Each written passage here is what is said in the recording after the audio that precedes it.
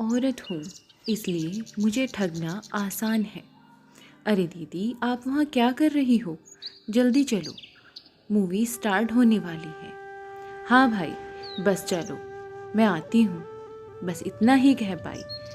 भाई मेरी बात सुनकर अंदर चला गया। अगर भाई थोड़ी देर सामने खड़ा रह जाता तो शायद आंखों में आंसू भी आ चुके होते और मैं अपने भाई को कुछ बताना नहीं चाहती। पर आज मैं सबसे ज़्यादा अपने आप को ठगा हुआ महसूस कर रही हूँ। मैं अर्पणा सिंह, आज के ज़माने की आत्मनिर्भर महिला, जो घर और बाहर दोनों जगह अच्छे से संभालती हूँ। मैं शादीशुदा हूँ और मेरे परिवार में मेरे पति अनुज, सास अनुसुईया जी और देवर वरुण, मेरे 2 बच्चे हैं, विवान और टीशा। एक ननंद भी है जो कि शादीशुदा है। मैं एक स्कूल में टीचर हूँ, साथ ही वहीं ट्यूशन भी लेती हूँ।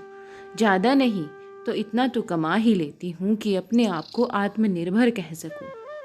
अभी 2 दिन पहले ही मैं अपने पति और अपने बच्चों के साथ मायके अपने माता पिता से मिलने आई हूँ। आज भाई ने मूवी का प्रोग्राम बनाया तो मैं, अनुज, मेरे दोनों बच्चे, भाभी और उनकी बेटी माही एक साथ में पिक्चर देखने गए। माही बहुत ही प्यारी बच्ची है और जब भी मैं मायके आती हूँ तो मेरे पीछे पीछे बुआ बुआ करके घूमती रहती है। जब हम मूवी देखने पहुँचे तो भाई ने कहा कि तुम लोग रुको, मैं और वानी टिकट लेकर आते हैं।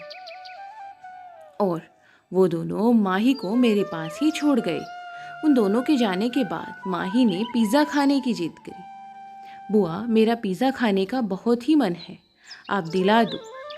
हाँ, क्यों नहीं, ऐसा कहकर मैं पिज़्ज़ा हट की तरफ मुड़ गई। मुझे उस तरफ जाते देखकर अनुज ने मुझे रोका। अरे अर्पणा, तुम उधर कहाँ जा रही हो?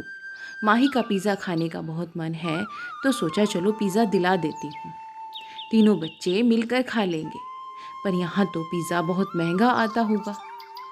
अरे कोई नहीं, 250 से 300 तक आएगा, तुम रहने दो।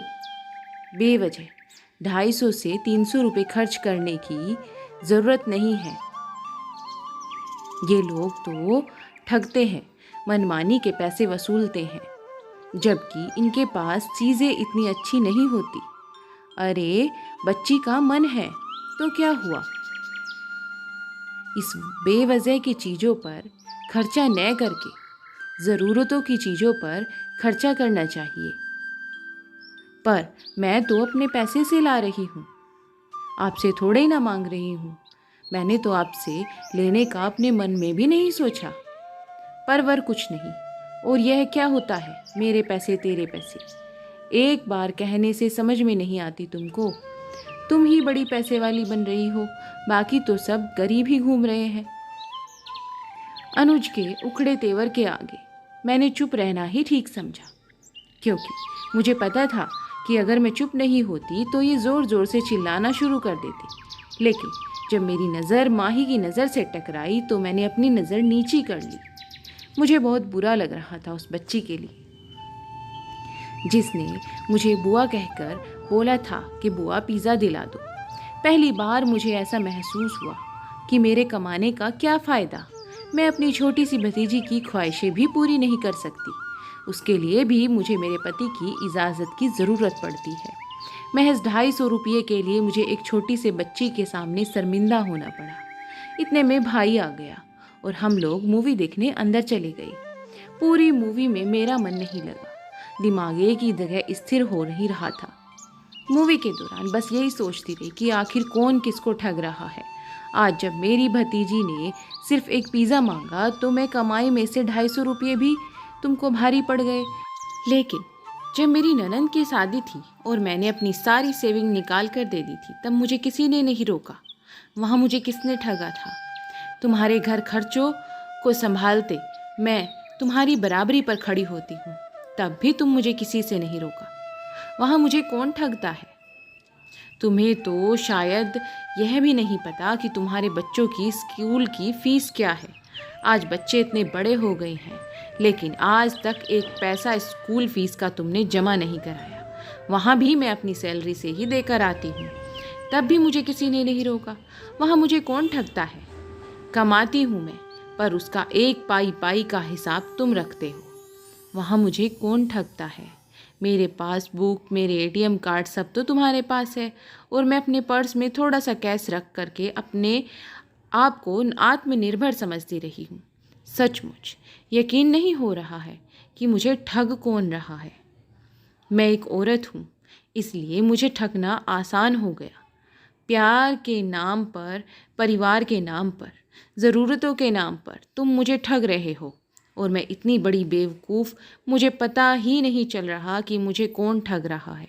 मैं खुशी खुशी ठगने को तैयार हो जाती हूँ। पूरी मूवी के दौरान मेरे मन में बस यही सवाल चलते रहे।